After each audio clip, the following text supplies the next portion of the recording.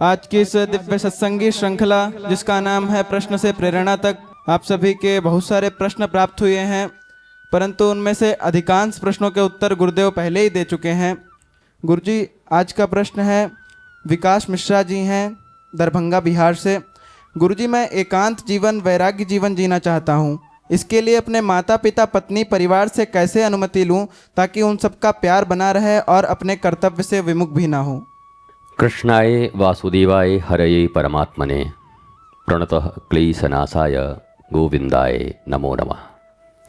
पहला उत्तर ये है, प्रयत्न ये करें कि क्या उसी घर में रह कर के आप त्याग, वैराग्य और आत्मज्ञान युक्त जीवन जी सकते हैं या नहीं। जीवन में ऐसी बहुत सी अनादिकाल से दृष्टांत हमारे पास आती रहती है, जब घर में रहकर ही आत्मज्ञान, ईश्वर प्राप्ति, आप्ति पूरे परिवार के साथ किया गया है।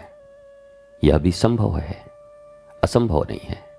हमारे जितने भी ऋषि रहे, उन ऋषियों के परिवार रहे, उनकी धर्मपत्नी, उनके बच्चे, उनकी बच्चियां, हमारे जितने भी गोत्र हैं, वो सारे गोत्र उन्हीं के नाम से चलते हैं। हम ऋषि की संतान हैं। तो ये उतना कठिन नहीं है जितना हम सोचते हैं। एक मन में ऐसी भावना आती है कि हम बिल्कुल अलग हो जाएंगे तो हमारी साधना बहुत ऊंची बढ़ जाएगी। मेरा ऐसा मानना है, जहाँ भी जाओगे वहाँ भी एक समाज, एक परिवार तो बनेगा ही। कुछ लोगों के बीच तो तुम्हें रहना ही होगा। किसी आश्रम में तो रहोगे ही। आश्रम भी एक परिवार की तरह है।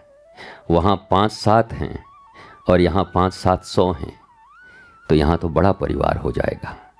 या एकांत कहीं हिमालय जाना चाहते हो, तो मुझे ऐसा प्रतीत होता है, एकांत का सीधा सीधा अर्थ होता है एक में अपनी सारी मनोवृत्तियों का अंत कर देना, एक के प्रति समर्पित हो जाना, अपनी सारी इंद्रियों को उस एक की सेवा में लगा देना, अपने मन, अपनी बुद्धि, इन सब को उस एक के चरणों में समर्पित कर देना। इसको एकांत कहते हैं। भागने को एकांत नहीं कहते, हटने को एकांत नहीं कहते, अकेलेपन को एकांत नहीं कहते। एकांत शब्द ही बना है एकांत, एक में सब अंत हो गया। वही सब कुछ है मेरे कर्म, मेरा हंसना, मेरा गाना, मेरा रोना, मेरा चलना, मेरा अर्जुन की तरह महाभारत करना, ये सब उस एक के लिए है। धर्म, सत्य, न्याय, प्रेम, इसके लिए करना है। अब दूसरी बात यह है कि जीवन में बहुत सारे ऐसे ऋषि रहे जो घरों से जाकर के भी और आत्मज्ञान की प्राप्ति किए। उसके लिए उनके घर की मानस तैयार थी। घर से उन्होंने पूछा। भगवान शंकराचार्य के विषय में आपने सुना होगा, उनकी माँ ने उन्हें परमिशन नहीं दिया। फिर अंत में वो नदी में स्नान कर रहे थे, एक मगरमच्छ ने उनको पकड़ा और फिर कहा, मैया मैया मैया, अगर तू मुझे आज्ञा दे दे कि मैं सन्यासी बन जाऊं तो मैं बच जाऊंगा। तो माँ को तो अपना पुत्र प्यारा होता है। उन्होंने कहा, हाँ मेरी आज्ञा है, तू बच तो जा। तो बाहर निकले और फिर उन्होंने सन्यास लिया। मेरी पहली इच्छा यही होगी आपके लिए कि आप एक घर में रहकर माता पिता, भाई बहन जो भी हैं, उनसे अपनी भावना को रखकर वहीं पर एक सुंदर एकांतिक साधना का स्थान बनाकर दिव्यता से साधना करें। माता पिता, भाई बहन सहयोगी बन जाएं, इस भाव से अपने जीवन को जिएं। और अंतिम जो उत्तर है वो गोस्वामी जी की तरह, तुलसीदास जी की तरह है। जाके प्रियन राम वैदेही तजयता ही कोटि बैरिसम यद्यपि परम सनेही। अब एकदम अगर हिरण्यकश्यपु होंगे घर में और नहीं ही चाहते होंगे, या एकदम कैकई ही बन गई होगी कोई कि अब तुझे राम से दूर होना ही पड़ेगा, तो अब निर्णय फिर आपके हाथ में है। लेकिन मुझे नहीं लगता कि आपके घर में कोई कैकई और हिरण्यकश्यपु होगा। आपका मन डर रहा है। मुझे लगता है घर अच्छा होगा, आप प्रयत्न करें, आपकी साधना वहाँ सिद्ध होगी। एक कुशल और योग्य सदगुरु के निर्देशन में, स्पिरिचुअल मास्टर के निर्देशन में आप अपने घर में रहकर साधना प्रारंभ कर सकते। गुरुदेव वंदना सिंह जी हैं लखनऊ से। आपका प्रश्न है, गुरुजी आज के दौर में रील और सोशल मीडिया ने युवाओं के धैर्य को खत्म कर दिया है। हम हर चीज़ जल्दी चाहते हैं। मन को स्थिर करने और अपनी जड़ों से जुड़ने के लिए इस डिजिटल शोर के बीच क्या करें?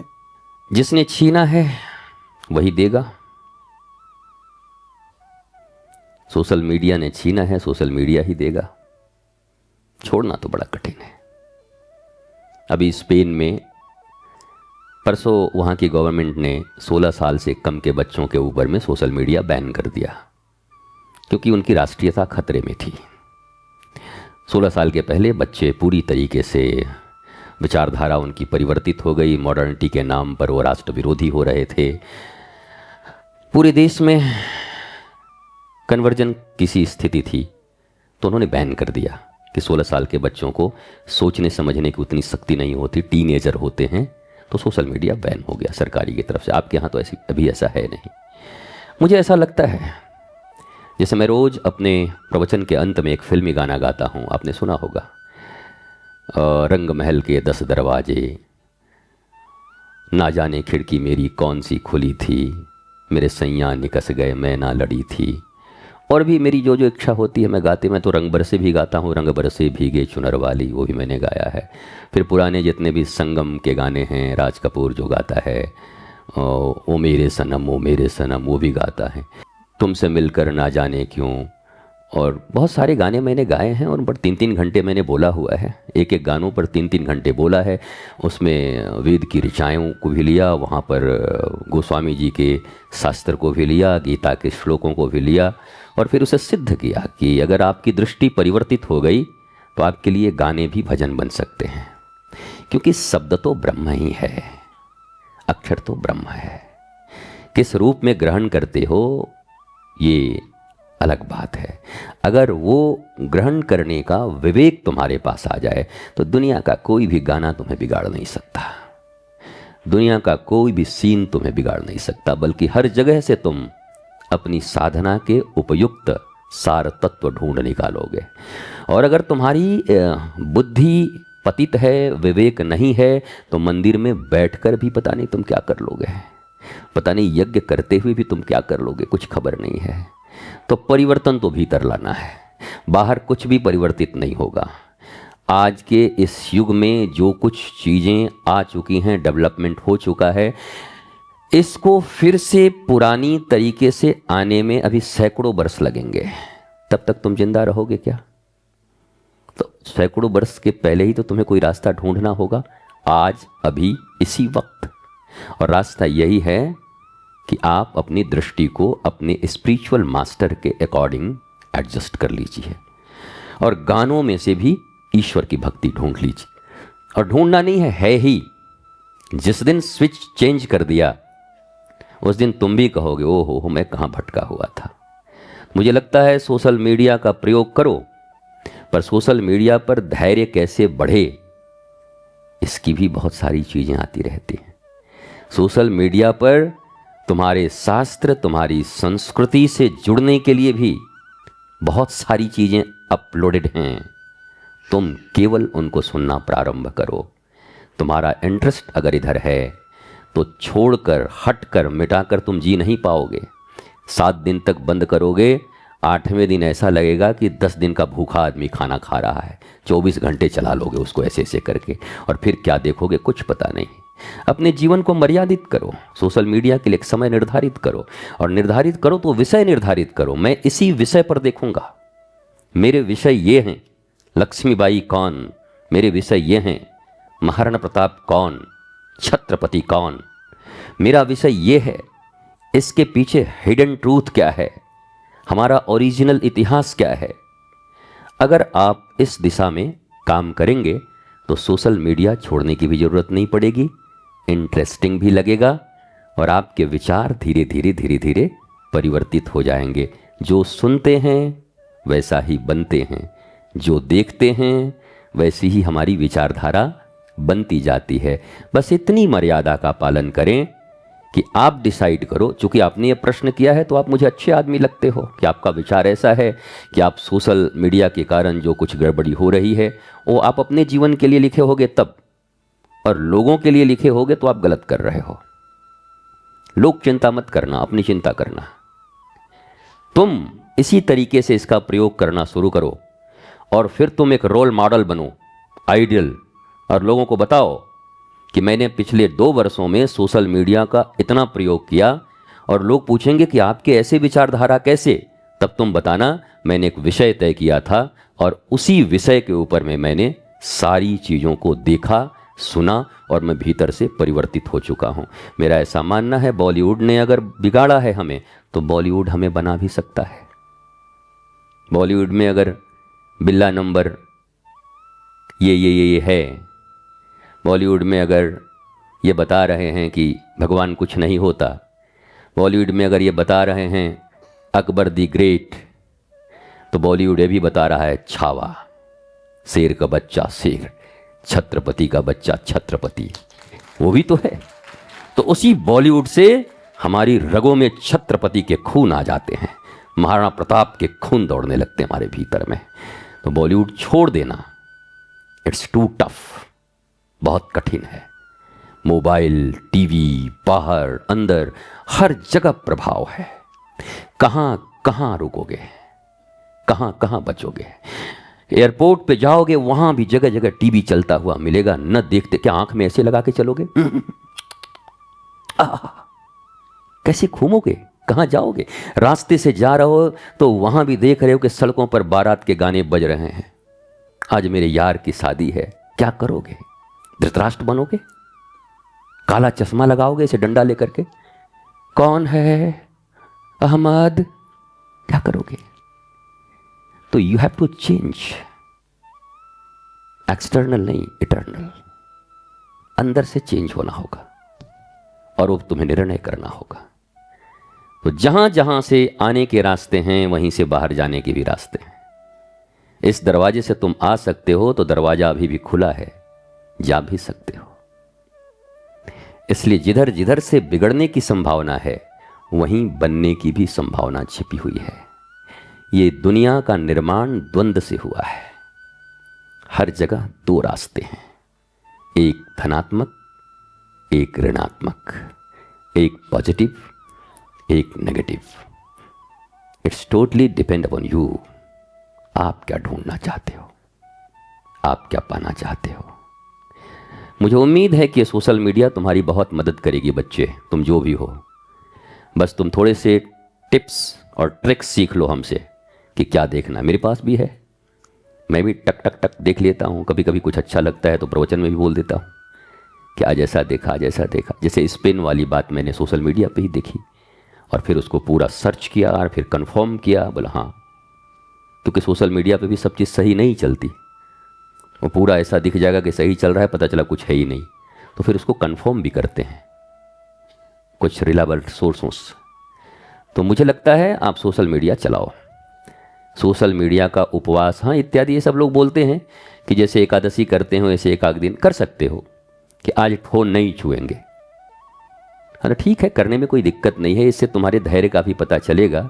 अब कर भी लेते हैं तो क्या जाएगा यार, कुछ नहीं जाता है। बस विषय तय है, मेरे फ़ोन के विषय तय हैं। आजकल तो फ़ोन ऐसे हो गए हैं कि आपका फ़ोन अगर मैं ले लूँ अचानक और ऐसे ऐसे करूँ तो मुझे पता चल जाएगा तुम क्या सोचते हो, क्योंकि वो रील्स भी तुम्हारे अंदर वही आएंगे जो तुम्हारी विचारधारा होगी। आज तो बहुत सारे बच्चे हमसे होशियार भी हो जाएंगे कि बड़ा खतरनाक गुरु है, किसी ने फ़ोन लेके देख लिया तो हमारा विचार ही पता चल जाएगा। तुम जो देखते हो सजेशंस में वही आते रहते हैं और उसी टाइप के रील्स तुम्हारे जीवन में आते रहते हैं।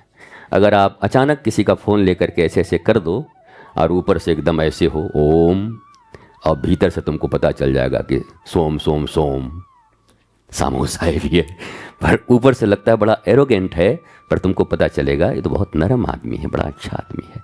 दिखता कुछ और है, हो कुछ और सकता है। मुझे लगता है आप विषय तय करिए, राष्ट्र का विषय हो, सनातन का विषय हो, और सबसे बड़ा है कि तुम कैसे आनंद में रहोगे, ये विषय ज़्यादा सर्च करो। और इसी में सब तुम्हारे इतिहास भी आ जाएंगे, वर्तमान में क्या क्या खोज हो रहे हैं, इन्वेंशंस क्या हैं, विज्ञान की जानकारियाँ भी आ जाएंगी। और आप नॉलेजफुल होकर अच्छा जीवन जी सकते हो। Next one. गुरुदेव अनूप जी हैं कानपुर से, आपका प्रश्न है, गुरुजी आजकल मॉडर्न होने का मतलब अपनी संस्कृति का मजाक उड़ाना समझा जाता है, तो हम आधुनिक दुनिया के साथ कदम से कदम मिलाकर भी अपनी सनातन मर्यादाओं को कैसे सुरक्षित रखें? बिल्कुल चल सकते हो, मेरी तरह चल सकते हो, धोती भी पहन सकते हो, दंड भी हाथ में रख सकते हो, तिलक भी लगा सकते हो, जटा भी रख सकते हो, और स्पेन की जानकारी तुम्हारे पास नहीं होगी। अभी इन शॉर्ट्स पिछले मिनट क्या हुआ दुनिया में, मेरे पास ज़्यादा जानकारी है, तुम्हारे पास नहीं होगी, क्योंकि मैं इन शॉर्ट्स से जुड़ा रहता हूँ। तो मॉडर्निटी का अर्थ होता है ब्लिसफुलनेस, नथिंग एल्स। मॉडर्न होने का मतलब ये नहीं कि स्पाइक्स की तरह बाल खड़े हैं, नाक छिदवा लिया, कान छिदवा लिया, जीभ छिदवा लिया, और वो करके चोटे की तरह बाल करके जीन्स फाड़ के घूमे चले जा रहे हैं और मॉडर्न हो गए। मॉडर्निटी का मतलब ये थोड़ी होता है, कूलनेस का मतलब ये थोड़ी होता है। कूल मतलब भीतर से कूल है। कपड़े आप अच्छे पहनते हैं, कोई अच्छा पहनिए, जीन्स पहनिए, कोई बुरी बात थोड़ी है, आपको जो अच्छा लगता है पहनिए। पर मॉडर्निटी का अर्थ मैंने यही समझ लिया है, जितना नॉनसेंस दुनिया में है उसको हम मॉडर्न समझते हैं कि मॉडर्निटी है। आधुनिकता का अर्थ होता है आध्यात्मिकता, आधुनिकता का अर्थ होता है आनंद। आधुनिक चीजें, आदमी नहीं कहता है कोई लेटेस्ट मॉडल देखिए तो लेटेस्ट मॉडल, अच्छा लेटेस्ट इन्वेंशन क्या हुआ है, अरे ये बटन वाला तो हम लाइट कब का देख रहे हैं, पता है आपको, चुटकी से लाइट जलती है। तो अर्थात आप आनंद के विषय को ढूंढते रहते हैं इन्वेंशन में कि लेटेस्ट क्या आया है। आधुनिकता का अर्थ ही होता है हमारा आनंद बढ़े कैसे, हमारी शांति कैसे बढ़े, हमारा धैर्य कैसे बढ़े, हमारे भीतर प्रेम कैसे बढ़े, हमारे भीतर वीरता, ओज, तेज, शौर्य ये कैसे बढ़े। इसको आधुनिकता बोलते हैं, मॉडर्निटी बोलते हैं। नॉनसेंस शराब पी करके, ड्रग्स लेकर के मूर्खों की तरह जिंदगी हैरान और हराम करने वालों लोगों को थोड़ी बोलते हैं मॉडर्न। मॉडर्न बोलते हैं उसको जो हर परिस्थिति में श्री कृष्ण की तरह मुस्कुराते हुए, हाँ हाउ आर यू, मतलब स्माइलिंग, गेट स्माइलिंग, स्माइल कर रहा है, उसको मॉडर्न बोलते हैं। भगवान राम मॉडर्न है। रावण ने इतनी व्यवस्था बना के रखी थी, समुद्र के उस पार था, साजन मेरा उस पार है, मिलने को दिल बेकरार है। भगवान राम ने ढूंढा कि कोई तो होगा मिलाने वाला, बोला नल नील हैं, मिला देंगे, बनवाइए पुल और चलिए, बेचारा इंतजार कर रहा है आपका। तो मॉडर्निटी तो वहां पर थी। वो सोचता था समुद्र के उस पार हूं, सुरक्षित हूं, पर उससे भी मॉडर्न श्री राम है, जबकि अपनी मर्यादाओं का पालन करते, संस्कृति का पालन करते, मर्यादा और संस्कृति के चलते फिरते। वाल्मीकि रामायण कहती है रामो विग्रहवान धर्म, राम चलते फिरते विग्रह युक्त धर्म हैं। उनसे मॉडर्न कौन है? इतना सुसज्जित सेना लेकर के, इतना वीर, सोने की लंका, इतने करोड़ सैनिक, और निहत्थे केवल एक धनुष बाण लेके, अपना एक भाई लेके भगवान श्री राम निकले उत्तर से दक्षिण तक और खटिया खड़ी कर दी रावण की। मॉडर्न कौन था, राम या रावण? आधुनिकता किसके पास थी, राम या रावण के पास? एक अकेला समुद्र के बीच में अपनी द्वारिका बनाकर रह रहे थे, चारों तरफ उनके विरोध में जितना भी सत्ता और शासन था, जैसे आज तुम्हारे लिए पाकिस्तान, चाइना, बांग्लादेश तुमको चारों तरफ से घेरे हुए हैं, ऐसे ही शासन और सत्ता के राजा थे श्री कृष्ण। चारों तरफ से घिरा हुआ था साल्व, पौंड्रक, विदुरथ, जरासंध, रुक्मी, ये जितने भी पृथ्वी पर राजा थे ये सब कृष्ण के विरोधी। एकमात्र द्वारिका ऐसा था जो पूरी दुनिया से लड़ रहा था। पर आधुनिक कौन था, मॉडर्न कौन था? श्री कृष्ण। सबके छक्के छोड़ा दिए इतने देशों के। मॉडर्निटी का अर्थ होता है आत्मबल, धैर्य,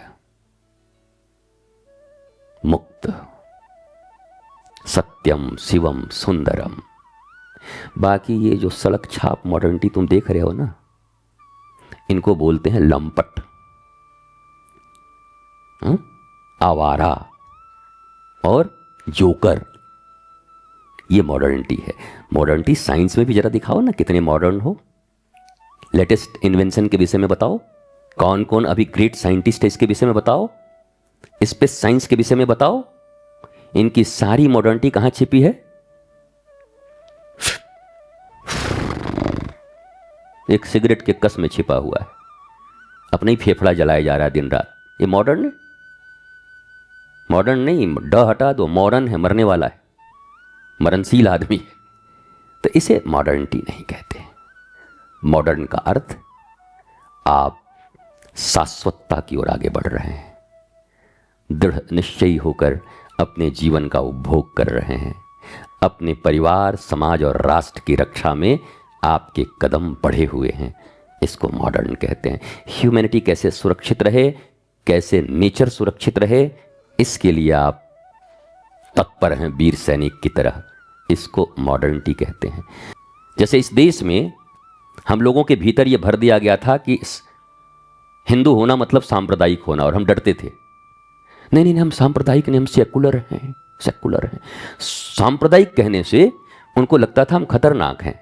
जब संप्रदाय शब्द का अर्थ हमने ढूंढा तो संप्रदाय शब्द का अर्थ है सम्यक प्रकार से हमारे पूर्वजों ने जो विचार, ओज, तेज, शौर्य हमें प्रदान किया है उसको संप्रदाय कहते हैं। और ये हमारा डिस्कशन योगी आदित्यनाथ जी के साथ हुआ था जब वो सांसद थे तब। उसके बाद उन्होंने भी बोलना शुरू किया, हमने भी बोलना शुरू किया, धज्जियां उड़ा दी इनके सांप्रदायिक होने का। और अब तो हम कहते हैं गर्व से कहो, हम सांप्रदायिक हैं, हम सनातनी हैं, हम हिंदू हैं। हमें हमारे भीतर सोशल मीडिया के माध्यम से गलत नैरेटिव सेट करके अच्छी चीजों पे भी हमें शर्मिंदा किया जा रहा था। हम तिलक लगाएं तब शर्मिंदा, पर कोई अपने धर्म का पूरा पूरा पालन करे वो शर्मिंदा नहीं होता। कोई अपने लॉकेट पहन के चले वो शर्मिंदा नहीं होता। पर हम अपने ठाकुर जी का लॉकेट पहन लें तो कहे क्या यार ये दकियानुसी, मॉडर्न बी मॉडर्न। तो तुम्हारी मॉडर्निटी कहां गई? तुम तो वैसे ही चल रहे हो, तुम तो अपना पूरा पालन कर रहे हो और हमको मॉडर्न बना करके हमको हमारे रूट से काट रहे हो, हमारी जड़ों से काट रहे हो। पर ये हमारे भीतर भरा गया था। पर धीरे धीरे भारत जगा और अब जग रहा है। और भारत के बुजुर्ग तो कितने जगे मुझे पता नहीं, पर मुझे बड़ी खुशी है कि भारत के बच्चे और भारत के नौजवान अब जग चुके हैं, चाहे बेटे हों चाहे बेटियां, सब जग चुके हैं। सबको पता चल रहा है कि कैसे घेर कर हम लोगों को इन्फीरियर साबित करके हमें हमारे संजीवनी से दूर किया जा रहा था। हमें हमारी परंपराओं से, संस्कृति से, धर्म से, हमारे आनंद से दूर कर हमें बर्बाद करने का पूरा एक साजिश किया गया था। ये हमारे बच्चे अब समझ रहे हैं। और बच्चे जब समझ गए तो फिर अब भारत का कौन नुकसान कर सकता है? जब युवा समझ गए तो भारत का कौन नुकसान कर सकता है? और ये तो तेजी से संक्रमण की तरह फैलेगा। 1 से 2, 2 से 4, 4 से 8, 8 से 16, जजस सुरसा बदन बढ़ावा, तासुदून कपि रूप दिखावा। हनुमान जी हमेशा दुगना ही रहते हैं, तो हम सब दुगना रहेंगे। और आप अपनी मर्यादा, संस्कृति, धर्म, इन सब के ऊपर गौरव करना शुरू कर दें। कोई तिलक के ऊपर कुछ बोले तो डबल तिलक लगा करके और पहुंचिए। माथे पे लगाने से गड़बड़ हो तो कान में भी लगा के जाइए ऐसे करके कि भाई आज तो देखो ऐसा लगाया हुआ। तो धीरे धीरे देखोगे कि बेचारा वो गड़बड़ हो जाएगा, फिर उसका मामला बनेगा नहीं। आई डोंट केयर तुम क्या कहते हो, उससे मुझे कोई फर्क नहीं पड़ता। मुझे पता है चंदन लगाने से माथा कितना ठंडा रहता है। माथा गर्म हो तो चंदन लगा लेना, मैं चंदन बांटता हूँ। इन लोगों को चंदन दे दो, जब माथा गर्म हो तो ऐसे लगा लेना, माथा ठंडा। और मस्ती में रहा करो। स्वस्थ रहिए, मस्त रहिए, व्यस्त रहिए, पर साथ साथ जबरदस्त रहिए। यही जीवन का सार है। जीवन में अपने गुरु से, गोविंद से जुड़े रहिए, आगे बढ़ते रहिए, चलते चलते गुरु वचनों को रखना संभाल के। एक एक वचन में गहरा राज है, जिसने जानी है महिमा गुरु की, उसका डूबा कभी ना जहाज है। गुरु परिपूर्ण समर्पित तो हो जा, धोखा कभी नहीं खा सकता। लक्ष्मण रेखा गुरु आज्ञा की हो तो वो रावण कभी नहीं आ सकता। अब तो होता ये हर पल आभास है, मेरे गुरुवर सदा ही मेरे साथ हैं। ओ जिसने जानी है महिमा गुरु की, उसका डूबा कभी ना जहाज है। ठोकर लगे सद्गुरु ना संभाले, ऐसा कभी नहीं हो सकता। जब हम पुकारे और वो न आए, ऐसा कभी नहीं हो सकता। उनके हाथों में सौंप दे हाथ तो, वो तो अंग संग तेरे साथ हैं। ओ जिसने जानी है महिमा गुरु की, उसका डूबा कभी ना जहाज है। गुरु वचनों को रखना संभाल के, बिन गुरु ज्ञान कहाँ से पाऊं, कहाँ से पाऊं। गुरु बिन ज्ञान कहाँ से पाऊं,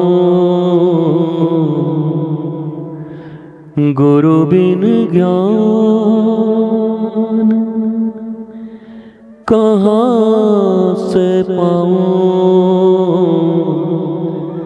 कहाँ से पाऊं। दीजो दान मेरे गुरुवर, मैं सदा ही तेरो गुण गाऊं। बिन गुरु ज्ञान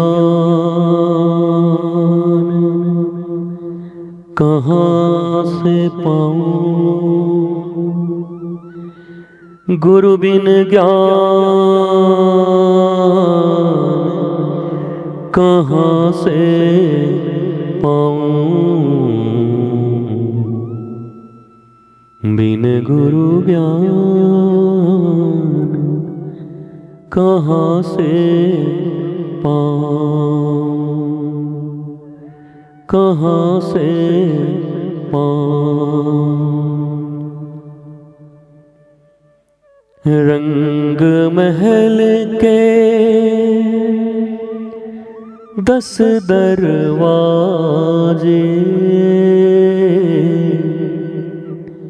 ना जाने खिड़की मेरी कौन सी खुली थी। मोरे सैया निकस गए, मोरे प्रीतम मोरे गुरुवर निकस गए। मैं ना लड़ी थी, ऐसी दुल्हन से मैं तो कंवारी भली थी। मोरे प्रीतम निकस गए, मैं ना लड़ी थी। मोरे गुरुवर निकस गए, मैं ना लड़ी थी। रंगमहल, ये शरीर, 10 दरवाजे, 10 इंद्रियां। इन इंद्रियों के द्वार और खिड़की पर पहरेदार कौन है? गुरु, गोविंद, शास्त्र और ज्ञान। अगर पहरेदार न हो तो भीतर से गोविंद कब निकल जाए, ज्ञान कब निकल जाए, कुछ खबर नहीं। कई इतनी ज्ञानी थी पर खिड़की थोड़ी सी खुली थी। विवेक का पहरा नहीं लगाया तो मंथरा ने पता नहीं क्षणों में क्या कर दिया, आग लगा दी पूरे घर में। ऐसे ही तुम भी अपने इस रंग महल के 10 दरवाजे, ये जो इंद्रियां हैं, आँख, कान, नाक, 10 इंद्रियों के बारे में पढ़ लेना, समझ लेना और विवेक, गुरु आज्ञा और सत्संग का पहरेदार लगा देना। फिर कहते हैं ऐसी दुल्हन से मैं तो कंवारी भली थी। इससे तो अच्छा था कि सदगुरु से जुड़ते ही नहीं। जुड़ गए, दीक्षा लिया और फिर भी कंवारों की तरह कर रहे हो। विवेक से विवाह हो गया फिर भी हरकतें कंवारों जैसी कर रहे हो। तो कहती है ये गीत कि ऐसी दुल्हन से मैं तो कंवारी भली थी, मोरे सैया निकस गए, मैं ना लड़ी थी। स्वस्थ रहिए, मस्त रहिए, व्यस्त रहिए, जबरदस्त रहिए। शुभकामना पर जलाए गए दीपक आपके जीवन के जितनी भी समस्याओं के अंधकार हैं, किशोरी जी ने कृपा किया है, मिटेगी। और यहाँ जो ज्ञान दीपक जला है सत्संग से, यह आपके हृदय के अंदर के अहंकार को, अंधकार को मिटाकर ज्ञान और आनंद प्रकाश प्रकटित करेगा। गुरु के ज्ञान की भूख अगर न मिटाए तो राक्षस बन जाओगे, असुर। असुरों के कोई सिंह और दांत बड़े बड़े नहीं होते थे, बस सोच विकृत हो जाती थी, क्योंकि उन्होंने आत्मा से ज्यादा महत्व शरीर को दिया। शरीर भी जरूरी है, क्योंकि इसी में जीकर तुम श्रेष्ठ कर्म कर सकते हो, पर आत्म विहीन हुए तो ये शरीर राक्षसों की तरह हो जाएगा। रावण, कंस, दुर्योधन, दुशासन और जरासंध की तरह बन जाओगे। कैसे बन जाओगे? बन जाओगे उस भस्मासुर की तरह। भगवान शंकर ने ही वरदान दिया और भगवान शंकर को ही खत्म करने पे पड़ जाओगे। गौरी हरण लालसा आ जाएगी। तो भस्मासुर न बनो, इसके लिए सदा सत्संग, सदा सत्संग, सदा सत्संग। भोलेनाथ ने ये धोखा खा के ही लिखा होगा। जब भस्मासुर से धोखा खा गए ना कि हम ही से वरदान लिया और हम ही को मारने पे पड़ गया, हमारी गौरी का हरण कर रहा है ये दुष्ट, तब उन्होंने कहा बार बार बर मांग हूँ, हर सी देहु श्रीरंग, पद सरोज अन पायनी, भक्ति सदा सत्संग।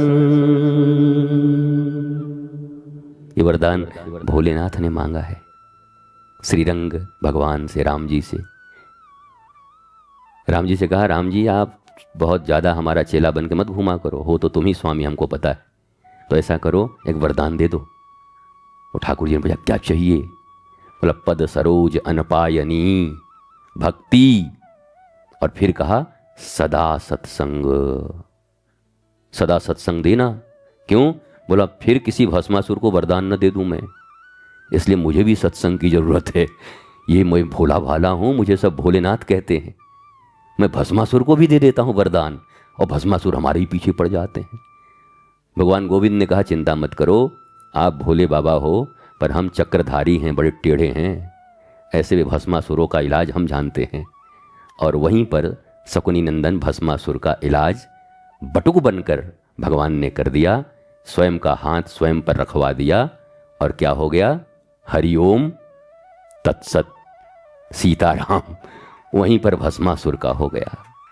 तो सत्संग, सदा मिले, बस इतनी सी कामना रखो जीवन में। गुरु से, गोविंद से मुझे सत्संग मिले, सत्संग से दूर न जाने पाऊँ। नमन, वंदन, प्रणाम।